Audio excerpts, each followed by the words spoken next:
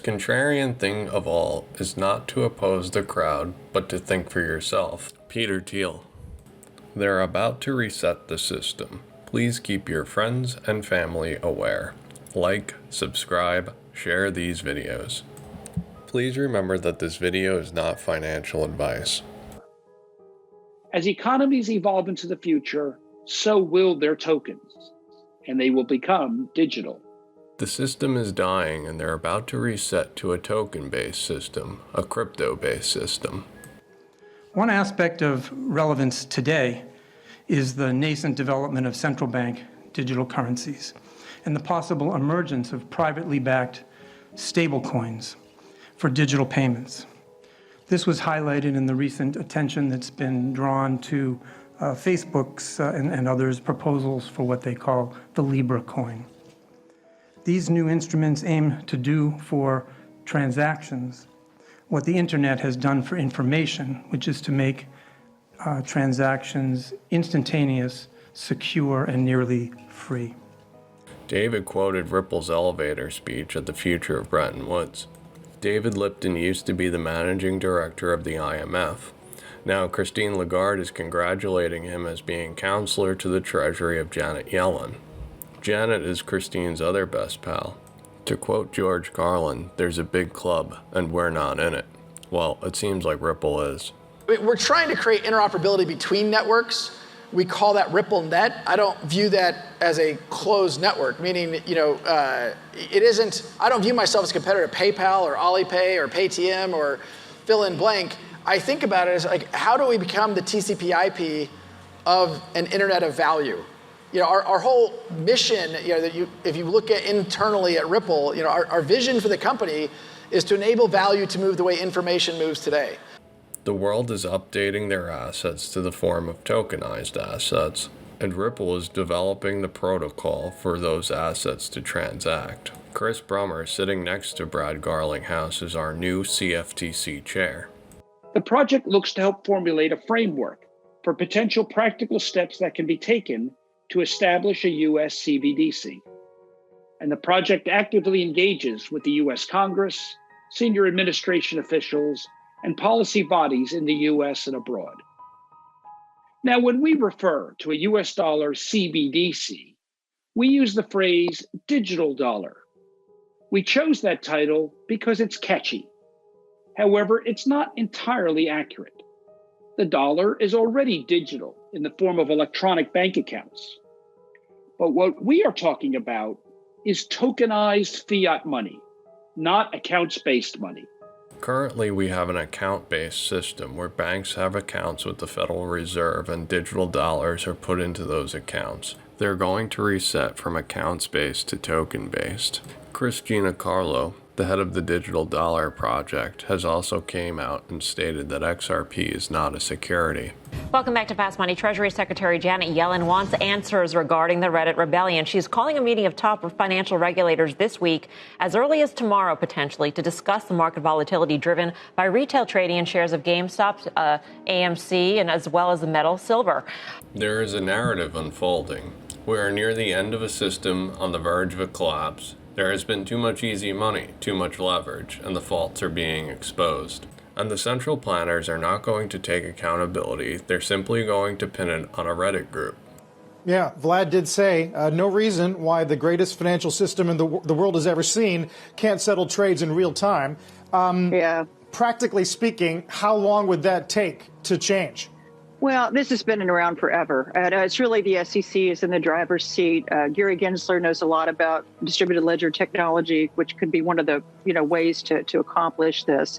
The lady speaking, Sheila Blair, worked for the FDIC in the U.S. Treasury. She played a prominent role in the 2008 financial crisis. The new SEC chair, Gary Gensler, is in the driver's seat. So it's really, if the SEC wants to accelerate it, I think they can. There's a lot of people who are vested in the current system. That two-day float benefits some people. So, they're going to have to give that up. And then if you disintermediate the clearinghouses eventually, that's going to cause some disruption potentially as well if it's not handled right. So there are institutional forces working against this, but I really think now is the time for the SEC to step up and take it on. The Wall Street bets narrative is forcing the decision makers to disintermediate the clearing houses, like going from an accounts-based system to a token-based system. Well, let me say that you led into this with Janet, who's a experienced pro here, convening a meeting, and whether it's a meeting or she does it bilaterally with the CFTC, the SEC, the Fed, this is the right thing to do. And she's experienced at these things. I think Karen used a very good word, ripple effects. Top of mind for those folks will be, okay, we had a situation here where we departed from fundamentals. Collateral was required. There was questions around liquidity. Is this something where the ripple effects require ongoing and greater attention and possibly regulation? And how do you find that out? You get the people around the table who handle these markets, the funding markets, the commodities markets, the securities markets, and you say, okay, what happened? But Janet's a pro, and that's what she's doing. Problem, reaction, solution. The regulators are going to get together and make up a set of rules, and in this set of rules, they're going to clarify crypto and blockchain. To dig into that a little bit more, Sheila, I mean, when you do talk about that technology, are we talking about something like blockchain? Well, I would say distributed ledger. And so blockchain's kind of got this, which kind of the same thing, but it's got this pejorative. But yeah, the ability to use new technology to let buyer, to do this real time, to transfer the stock, transfer the money at the same time directly between buyer and seller. I mean, that's the whole idea. A stock swap for cash instantly is delivery versus payment. Those are the projects that R3 is working on. And in full disclosure, I am on the board of a company, one of the many companies is trying to develop a use case in this area. But I think the technology is here, and I hope the SEC, whoever does it, or maybe the Fed could do it. If we had a CBDC, a central bank digital currency, you could digitize, the cash part of the transaction, and then you can digitize the stock, and again, just eliminate the intermediary and eliminate this 2-day lag. That would be a very, very dramatic change, but one I think we need to really start seriously thinking about. The reset happens on the wholesale level. The back end of the system will be reset, and average Joe six-pack will not know what happened. The clearinghouses, the money center banks will be broken up, disintermediated. The Fed is a private institution made up of these Tier 1 banks. The Fed becomes more centralized, more powerful, while the Tier 1 banks loosen their grip on their monopolies for the greater scam. Now that technology arguably allows the infrastructure to let everybody have a Fed account, but also there are a lot of actually people on the conservative as well as the progressive side who would like to see the Fed's largesse on interest rates opened up to households as opposed to just paying interest now to large banks. And I think it's a political problem as well as a substantive one. I just went to a major bank, I won't mention the name, to open up a savings account for my daughter.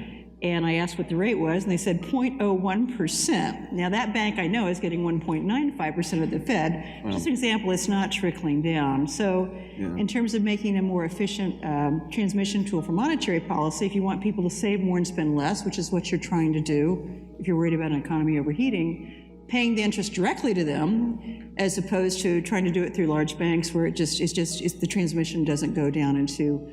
Stimulus checks will be delivered directly into your digital wallets. The Fed takes on more and more responsibilities, drifting further and further away from a free economy. The Fed will control it all. We are going to live in an increasingly digital world. We are going to live in an increasingly, in an environment of heavy technology, and therefore the workforce will have to adapt to that. Otherwise, they will be left out. It's as simple as that. Now, the fact that we are still in a transformation where we haven't had massive loss of jobs due to technology is because right now it's a mess in terms of the numbers. It's a mess in terms of how many really are unemployed, how many people were left out, how many SMEs are going to be, are going to die finally, and how many loans are going to be non-performing loans. We are right now in a period where we know very little about the ultimate consequences of the pandemic. But we were moving in a very clear direction, and that is digital and that is numeric, that is more and more technology, and therefore it's very simple. You just have to roll with the punches. This is a huge mess and they know it. They're going to reset the system and utilize technology to keep the masses happy, hence the name, The Great Reset. We are moving to a tokenized financial system, and remember that Ripple is the TCP IP of the Internet of Value. In a world of scarce resources, globalization without new technology is unsustainable. Peter Thiel. Thank you for liking, watching, and subscribing. If you enjoy my work, please consider joining my Patreon. Remember to hit the bell.